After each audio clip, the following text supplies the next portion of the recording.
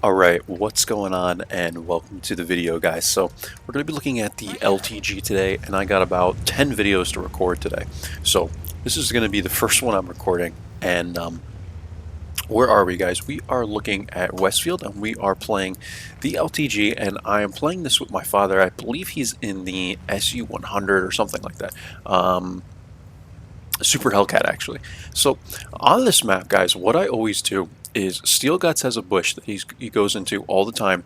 I love this area because it spots the entire zero line, and from the zero line, or from this area, you could spot the entire zero line, but not just people that are poking here. You spot them coming all the way through here, and if your binocs are good enough and stuff, and you have enough view range, you can even spot people like that are coming into here, which is incredible because the amount of side shots that TDs are able to get from the start is just remarkable, right? So I'm getting YOLO'd immediately by LHM TV. Unfortunately, I missed a shot into him, but I'm actually going to stop and let him ram me, so this way he kind of stops too, and I'm trying to get people to get shots into him, but I guess they're not paying attention. Whatever, it is what it is. Luckily, I only lost a little bit of HP to this guy. I think someone got a shot into him there, but we got 141 spotting, so this combined is probably what is all against him.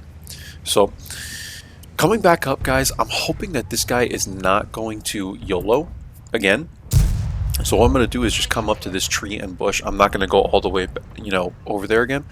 And we're looking for shots on the G-Sor. And now I'm going to slowly creep up to this bush here. There's a little more foliage here, so I'm just trying to be cautious of where this guy is, right? Like once someone YOLOs you in this location, the chance that they're going to do it again is likely, right? Especially because we've lost the entire zero line. So now I'm just trying to see, like, get, the shots that I can get, right?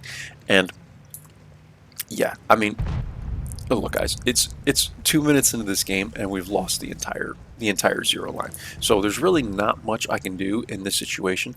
The G-Sor is going to have to carry that line. The Comet is not in a great location, but he could probably help out a little bit. That's it. All we have is Artie. So I'm going to come back, and from here, if I have to spot, I will, but I can come up to this bush initially. And, what I'm expecting here is for the entire zero line to fall. It doesn't look like these people have rushed in yet, though, which is odd, because normally, in my opinion, and I'm sorry I went on 2 times there. Normally, in my opinion, you get what the LHM is doing. You get people just rushing in, and they clean up the 1 line or the 0 line very, very quickly. So, looking to get shots into this guy, the LTG is not very accurate, so these shots are not the easiest to take. We ricochet him there. I don't know how you ricochet on a tank like this, but, it can happen, I guess, if you hit the gun or a certain angle of the tank, but I just hate bouncing on light tanks, guys. It is hell. So my dad's seeing what's kind of going on. He's trying to come over to assist, and eventually he told me in this game, and this has happened to me sometimes too, that his controls stopped working, and I don't know why this happens. It's like some kind of glitch in World of Tanks. Occasionally it will happen to me. I'll get where, like, I can't click on any of these things. And, usually my WASD keys work and stuff, but sometimes my mouse won't click and stuff like that. It's really strange. So here we are. My dad's getting hit here, and he's going to get pressed, and there's just really nothing he can do about it, honestly. I mean, it's, he made this play to come over here, but as it turns out, the Panther and the LHM are here, and I can only help him so much. So, I'm going to try and do what I can to keep this Panther lit and to take away some of his HP. So,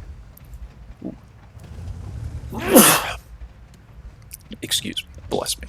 So, we're trying to take away, like I said, some of this Panther's HP and just trying to bring this thing back. I'm pretty sure that this is going to be a loss at this point, and I'm trying to conserve my HP, but, still try and duel and use a little bit of my turret armor against this Panther.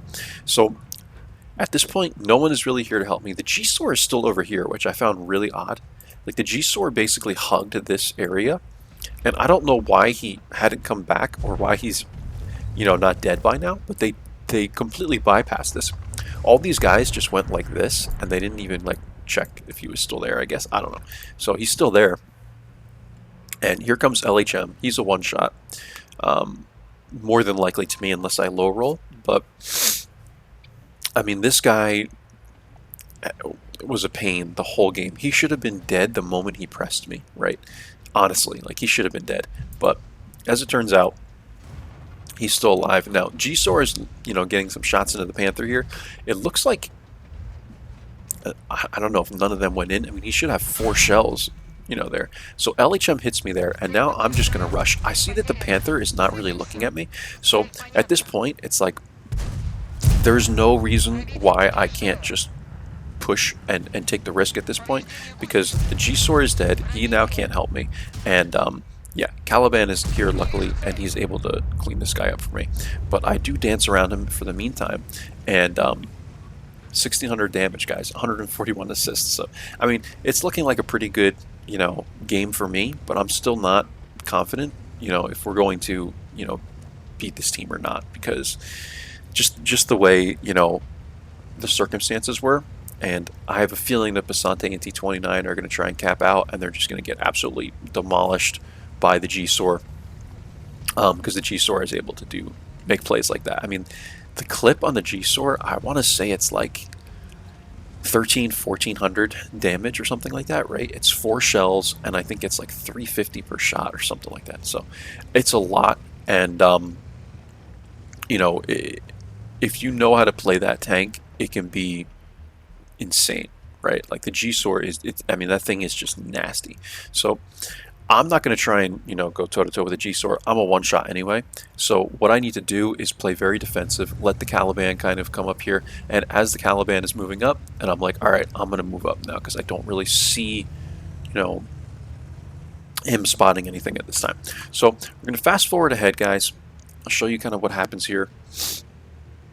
And here we go. We're moving up. T71 appears. And he's not even moving, so me and the Caliban really just melt this guy. I mean, the fact that he just sat there just proves why he's a red player, right? Like, I don't know if he was a bot or whatever, but yeah, 354 WN8, probably not. I don't know why he just sat there, man. But anyway, G-Sor cleans these two guys up as I would expect him to. Like I said, if you're a good player, you know how to use that tank. We have, 2 light tanks or heavy tanks that are damaged, and the chance that the G-Sor is going to clean them up is just likely, given his clip and just massive amounts of damage from the clip. That I don't know what people call this. I forget the term I'm looking for, but it's like burst damage, right? So G-Sor is spotted here. I spot him. I'm going to come running down this hill because I don't want to get hit by him. And Caliban says I can't see him. And I said, I'm aware of that. So I'm running away. And, I'm going to come right up here. At this point, like if I didn't have the Caliban behind me, I would be running all the way back to where he is. But because he's there, I have to try and make something out of this, right? I want to keep the G-Sor lit. So G-Sor comes up here, and I have a feeling that that's probably what he was going to do. So I play this so that he's right here. And I'm trying to get a shot into his track to track him there. And this guy pulls a really dumb move. And I don't know what would have happened here if the Caliban didn't hit this shot. But I went up under the rock here trying to keep this guy flipped over. And it looked like he was going to flip back anyway, but the Caliban hits him at the top of the turret there as he's turned, and hits him for like 794, and that's the game, guys. 2135 damage, 141 assists, and yeah, we didn't do a lot of assist damage this game, but definitely, a worthwhile watch, I think, for you guys to see this replay. My dad had left the game, like he said. He said I had to reset my game. My game wasn't working right, and I texted him and I said, I just carried, no worries. It was a really good game. I'll save it and you can watch it later. So we ended up doing actually 500 assists here, it looks like, on the T71, I guess. And that was from the Caliban shot there at the end. 2135 damage, first class. And what else do we have here, guys? I mean, 1,075 experience. We did 1 kill.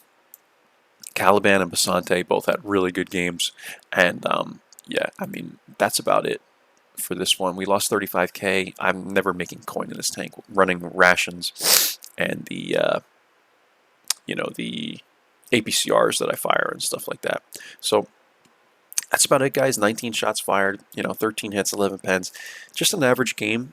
Other than that, 10 minutes, and other than the craziness there at the end with the G-Sor and stuff, just your average game on this map. But it definitely was an exciting one for me and got the adrenaline going. So anytime that happens, I like to share it with you guys. That's it. Stay tuned for more videos, guys. I'm going to be doing a lot of them, and I'll catch you for the next one. Take care, and bye-bye.